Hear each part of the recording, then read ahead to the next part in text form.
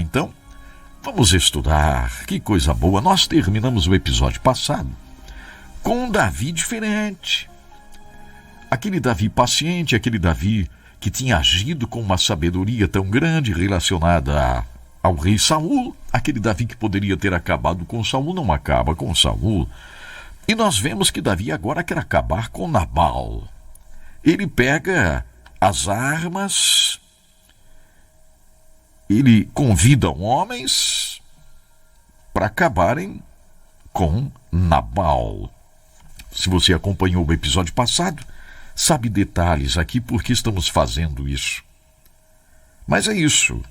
Nós lemos 1 Samuel 25, 12 e 13. Então os moços de Davi puseram-se a caminho, voltaram e, tendo chegado, lhe contaram tudo, segundo todas estas palavras. O negócio que Nabal não quis pagar lá, não quis dar uma gorjeta, não quis abençoar a turma de Davi. Pelo que disse Davi aos seus homens: cada um cinja a sua espada. E cada um cingiu a sua espada, e também Davi a sua. Subiram após Davi uns 400 homens, e 200 ficaram com a bagagem. Que coisa, hein? Isso aqui não parecia algo meio exagerado da parte de Davi, não? Espadas e todos esses homens preparados. Ele queria definitivamente acabar com Nabal. E mais ainda, me parece que ele estava disposto a fazer, era uma grande matança, porque todos esses homens com as suas espadas, parece que Davi perdeu o controle, né? Perdeu o controle aqui, perdeu o controle. E é interessante essas coisas estarem na Bíblia. A Bíblia não esconde nada relacionado a estes heróis da fé que nós estamos estudando. A Bíblia apresenta todos os detalhes incríveis de tanta fé, de sabedoria, de ação correta, mas também estas histórias desses personagens na galeria de heróis de Hebreus 11 apresenta os momentos de falha, os momentos em que eles erraram. E isso é incrível estar aqui, é precioso demais a Bíblia não esconder isso, porque coloca você e eu exatamente como esses homens, tendo possibilidade, eu e você e eu, nós tendo possibilidades de fazermos coisas incríveis pela fé, mas também de aprendermos com estas falhas e vigiarmos. Alan Repfath, ele diz o seguinte, no livro O Preparo de um Homem de Deus, The Making of a Man of God, isso é citado por Charles Swindoll, no seu livro, diz assim: Davi, Davi, o que aconteceu com você? Uma das coisas mais maravilhosas que aprendemos sobre você recentemente foi a sua paciência com Saul. Você aprendeu a esperar no Senhor. Recusou-se a levantar a mão para tocar o ungido do Senhor, embora ele tivesse sido seu inimigo por tantos anos. Mas agora olhe só para você, Davi. Seu domínio próprio ficou em pedaços. E algumas palavras insultuosas de um homem como Nabal o deixaram vermelho de raiva. Davi, o que houve, Davi? Tenho razão em fazer isso, Davi responderia. Não há motivo para Nabal tratar-me desse jeito. Ele pagou toda a minha bondade com insultos. Vou mostrar-lhe que não pode brincar comigo. Uma coisa é aceitar a atitude de Saul, que é meu superior.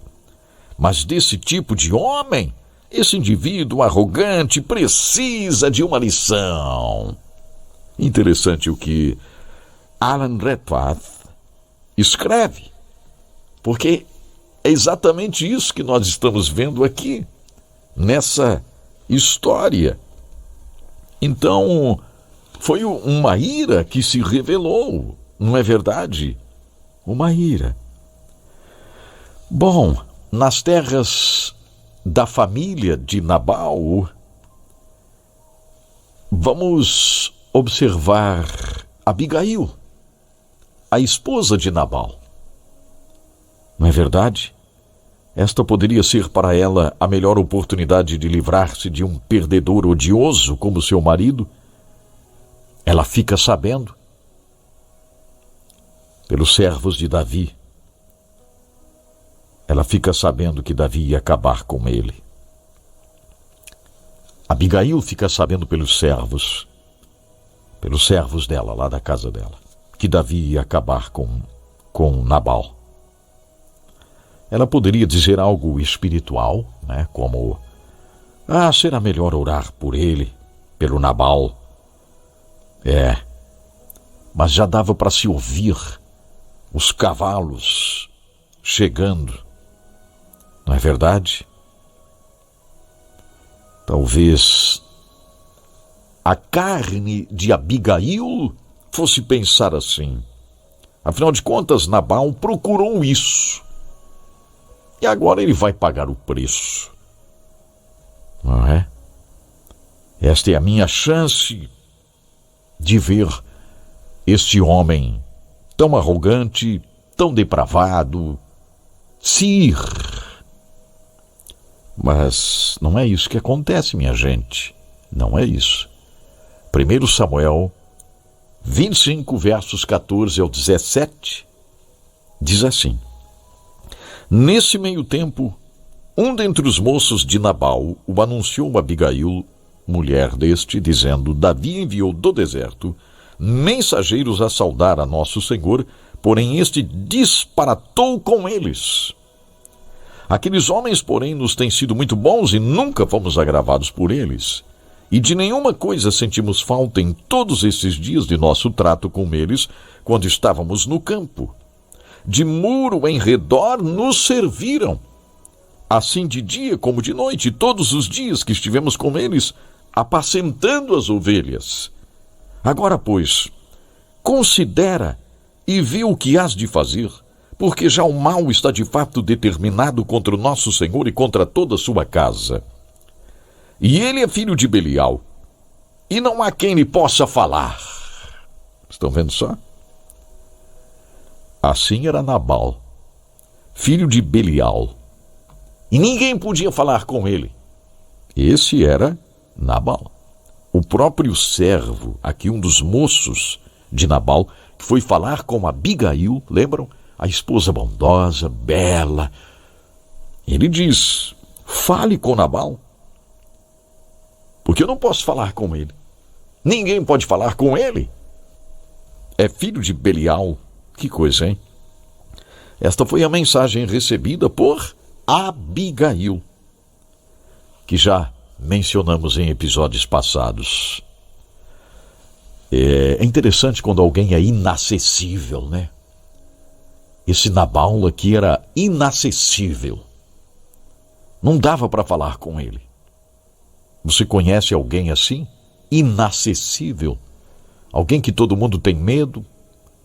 Alguém que vive no seu mundo de ódio, de raiva, de rancor. Esse Nabal era assim mesmo. Era assim mesmo. Que incrível, né? Mas o que vamos ver aqui em 1 Samuel 25, 18 e 19 é tremendo. Então Abigail tomou a toda pressa 200 pães, 2 odres de vinho, 5 ovelhas preparadas, 5 medidas de trigo tostado, 100 cachos de passas e 200 pastas de figos, e os pôs sobre jumentos. Disse aos seus moços: ide adiante de mim, pois vos seguirei de perto. Porém, nada disse ela a seu marido Nabal. Que coisa, hein?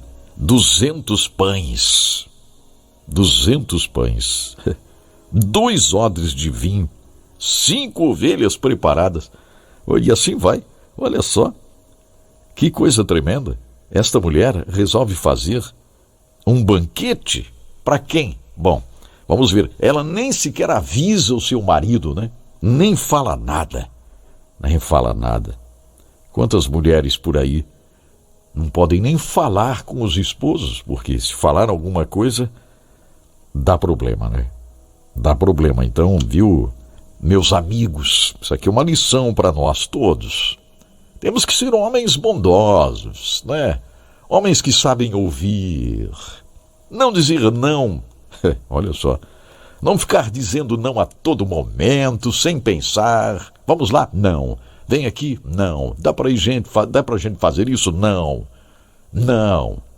Que Deus tenha misericórdia de nós, viu? Estou falando isso por quê? Porque esse negócio aqui apresenta essa situação.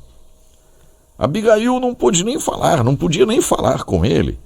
Então ela nem avisa o seu marido. Ela está interferindo aqui. Interferindo para quê? Interferindo para salvar a vida de Nabal. Ela resolve agir para salvar a vida de Nabal. Ela está disposta a favorecer aqui Davi, porque o marido jamais permitiria ela levar essas provisões para Davi. Jamais ele permitiria. Mas ela fez isso. Analise comigo, Davi com seus homens, e Davi louco de raiva com seus homens, estão descendo o morro, vamos dizer assim, a toda velocidade.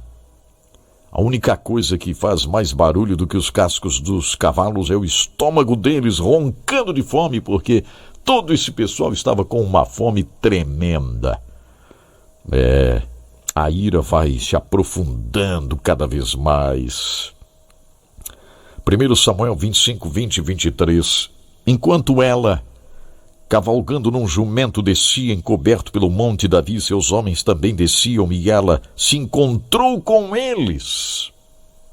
Vendo, pois, Abigail a Davi, apressou-se, desceu do jumento e prostrou-se sobre o rosto diante de Davi, e inclinando-se até a terra. Que coisa! Abigail já tinha planejado o que iria fazer e o que iria dizer. Isso aqui é um lado muito prático, muito importante da sabedoria. Como a gente precisa se conduzir no nosso dia a dia. Saber o que vamos fazer, saber o que vamos dizer. Isso é muito importante, e aqui nós vemos isso acontecendo nesse exato momento. Abigail sabia o que iria dizer e sabia o que iria fazer enquanto estava cavalgando um jumento e descendo. Ela pensou em tudo. Muito bem. Mas vamos ficar por aqui hoje. Isso, vamos encerrar esse episódio e vamos continuar essa história amanhã. Obrigado, Senhor, por esse momento, pela inspiração, por podermos estar juntos aqui, sermos tocados por Ti, Papai. Obrigado, meu Deus, por todos aqueles que me acompanham. Obrigado porque vais trabalhando em nossas vidas, falando conosco. Obrigado, Pai, em nome de Jesus eu oro, te agradecendo. Amém, Senhor. Amém.